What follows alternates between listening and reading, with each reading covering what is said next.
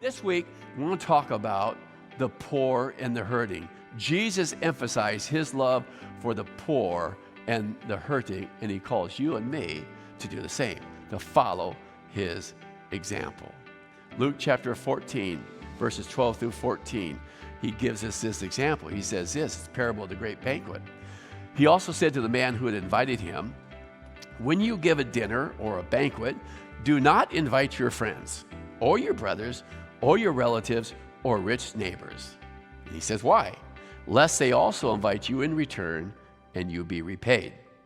But when you give a feast, invite the poor, the crippled, the lame, the blind, and you will be blessed because they cannot repay you, for you will be repaid at the resurrection of the just." So if we were to take that parable and to put it in our own context, what would it say to you? Like, our first go-to is to invite the people that we know, our relatives, the people who are rich perhaps, who might kind of extend a return invite to us. And Jesus says, no, you step away from that life to this life that I'm calling you. And you invite the poor, the crippled, those who have no ability to reward you or no ability to pay you back.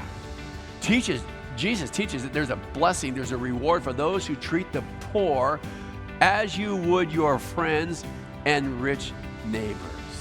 Do good to those who cannot repay the favor. As a believer or follower of Jesus, we are to do so with no expectation of a future earthly reward. Listen to Dr. Craig Keener, and he's referring to Luke chapter 4. He says, here Jesus applies the words of Isaiah 61 to his own ministry.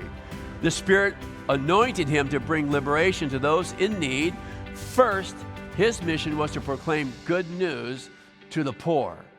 Throughout Jesus' ministry in the Gospel of Luke, he indeed emphasizes God's care for the poor and the responsibility of others to care for them. And sometimes he even miraculously provides food for hungry crowds.